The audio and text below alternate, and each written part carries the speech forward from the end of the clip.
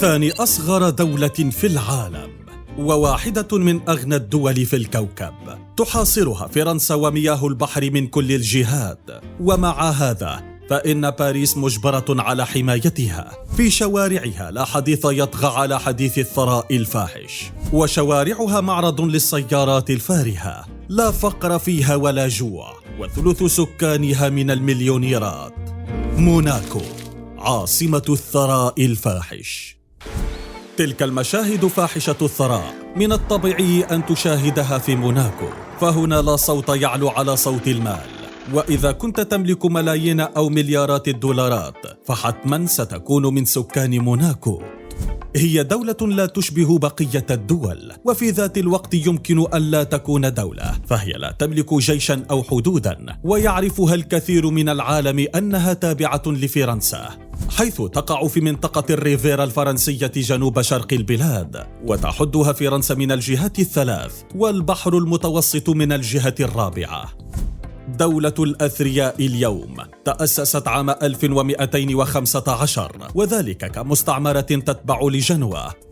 عام 1297 سيطرت عليها أسرة غريمالدي، وبقيت تحت سيطرتهم حتى العام 1789، حيث دخلتها فرنسا وأحكمت قبضتها عليها لتصبح تابعة لها بالكامل، حتى تراجعت عنها في العام 1814 مع اعتبارها جزءا من أراضيها.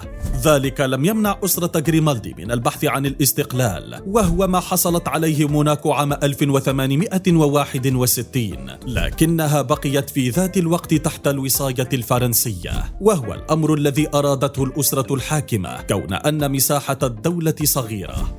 ولتثبيت سيادتهم عليها وضعت الأسرة أول دستور للدولة عام 1911، وباتت رسميا إمارة موناكو يحكمها نظام ملكي دستوري، ويجب أن يكون الملك من أسرة غريمالدي حصرا.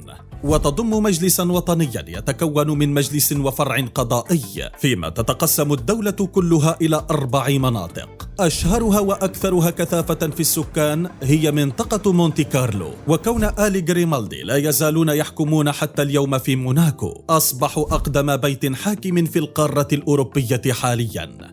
ويحكم موناكو اليوم الملك ألبرت الثاني. المساحة الإجمالية للدولة تقدر ب 2.02 كيلومتر مربع، وبذلك تكون ثاني أصغر دولة في العالم بعد الفاتيكان، مع تعداد سكان لا يتخطى 40,000 نسمة. ولكن كيف أصبحت موناكو بلدا للأغنياء؟ ولماذا ثلث سكانها من الأثرياء؟ موناكو ورغم صغر مساحتها لكنها حصدت شهرة عالمية في الثراء، وذلك بالمرتبة الأولى من خلال استقطاب السياح، حيث يصلها سنويا 2 مليون سائح. ولهذا تلجأ الإمارة اليوم للتوسع وبناء المشروعات السكنية في البحر لتعويض مساحة اليابسة الصغيرة. والسبب أنها بلد للأثرياء لأن سكانها الأصليين لا يمثلون الأغلبية، بل من جنسيات أخرى، وفي الواقع هم أثرياء من قبل وصولهم للدولة، إذ يمثل الفرنسيون فيها أغلبية بنسبة 28.4% من السكان، يليهم سكان موناكو الأصليين بنسبة 21.6%، ثم الإيطاليون بنسبة 18.7%، يليهم البريطانيون بنسبة 7.5%، ومعهم بلجيك وألمان وسويسريين وأمريكان. وتعتمد موناكو على اللغة الفرنسية كلغة رسمية للدولة، مع انتشار اللغتين الإيطالية والإنجليزية بشكل واسع. أما الدين الرسمي للدولة هو المسيحية الكاثوليكية، مع المحافظة على حرية بقية الأديان كما ينص الدستور، حيث يوجد فيها يهود تقدر نسبتهم ب3%، ومسلمون يبلغ عددهم 280 شخصا. لا تمتلك موناكو جيشا أبدا، حيث تقع مهمة الدفاع عنها على عاتق فرنسا، إلا أن موناكو تمتلك واحدة من أكبر قوات الشرطة حول العالم، على أساس نصيب كل فرد وكل منطقة من عدد قوات الشرطة 515 ضابط شرطة لنحو 36,000 شخص. وتضم الشرطة التابعة للإمارة وحدة خاصة تقوم بدوريات في زوارق خاصة لمراقبة الشواطئ، بالإضافة لقوة عسكرية عسكرية صغيرة تقوم على الحراسة الشخصية للأمير وقصر الأسرة الحاكمة في موناكو، وتتضمن 116 ضابطا من السكان المحليين الذين يتلقون التدريبات من قبل الجيش الفرنسي. يوصف كل 35 شخصا ما بين كل 100 شخص في الإمارة بأنهم مليونيرات. ورغم ذلك لا تفرض الإمارة أي ضريبة على الدخل للأفراد أو الشركات، وتعتمد في ميزانيتها على ربح القمار والسياحة في الدرجة الأولى، وهو كاف جدا.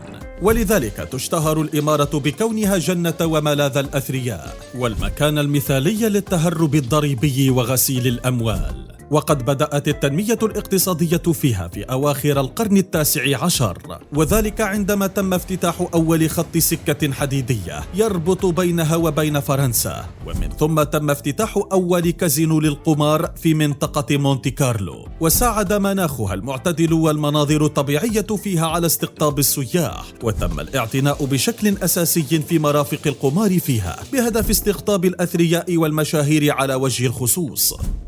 وفي السنوات الأخيرة نجحت حكومة موناكو بتوزيع مصادر الاقتصاد مع السياحة، وذلك في مجالات عدة على رأسها العقارات والخدمات المالية، حيث يقدر ثمن المتر المربع فيها ب45,000 دولار، وذلك بسبب قلة المساحة وندرة البيوت. لكن الحكومة تعمل على استغلال مساحة البحر لبناء جزر متصلة مع اليابسة، وذلك لاستقطاب المزيد من المشترين.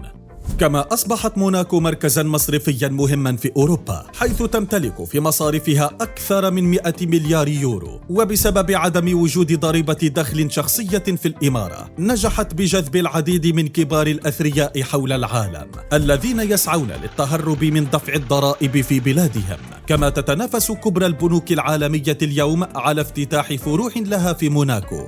يضاف لذلك أن الإمارة تنظم فعاليات فريدة سنوياً مثل سباق السيارات والقفز الاستعراضي والحفلات الموسيقية، والتي بطبيعة الحال تصبح تذكرة الدخول إليها من الأغلى في العالم. ففي كل عام يتم إغلاق جميع شوارع موناكو لتتحول إلى مضمار لسباق السيارات الفورمولا 1 الشهير، وتبلغ تذكرة حضور ذلك السباق 500 يورو. كما تقام فيها بطولة العالم للراليات، وبطولة العالم لقفز الحواجز، وحفلات الموسيقيين المشهورين من جميع أنحاء العالم، والذين يقدمون عروضهم إما في منتدى غريمالدي وإما في مواقع أخرى مختلفة مثل قصر الأمير وساحة الكازينو وبورت هيراقل. وهناك أيضا أسبوع موناكو لليخوت الكلاسيكية المسمى بمعرض موناكو الدولي لليخوت الفخمة.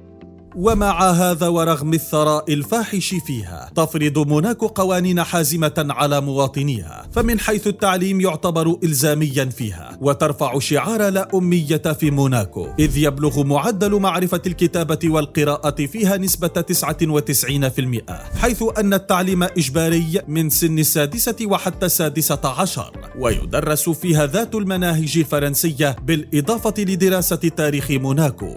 ويتواجد في الدولة 10 مدارس في مختلف الفئات العمرية، لكنها لا تضم أي جامعة كبرى، إذ يوجد فيها جامعة موناكو الدولية، وهي مختصة بتعليم إدارة الأعمال مع بعض المؤسسات التعليمية المختلفة. ومن القوانين الصارمة التي تفرضها الإمارة هي منع المواطنين من لعب القمار بشكل نهائي، إذ تعتبر موناكو القمار للسياح والأجانب فقط، وتمنع مواطنيها من المخاطرة بأموالهم في تلك اللعبة، وذلك خوفا من تقلص ثرواتهم وفي النهاية خسارة الدولة بعض الأثرياء. تعمل موناكو اليوم أكثر وأكثر لاستقطاب المزيد من السياح، وبشكل أدق لاستقطاب المزيد من الأثرياء الباحثين عن مكان آمن لأموالهم في المرتبة الأولى، أو للراحة الحقيقية بمكان فاخر للغاية، إذ تقوم ببناء وتدشين المزيد من المجمعات الفاخرة على شواطئ البحر المتوسط، ويساعدها مناخها والهدوء الذي تعيشه على استقطاب المزيد من فاحشي الثراء، لتكون الدولة التي تستحق لقب بلد الأثرياء، والأرض التي تصرف فيها الأموال التي قد توازي ميزانيات دول. فماذا تعرف أكثر عن الدولة الثرية؟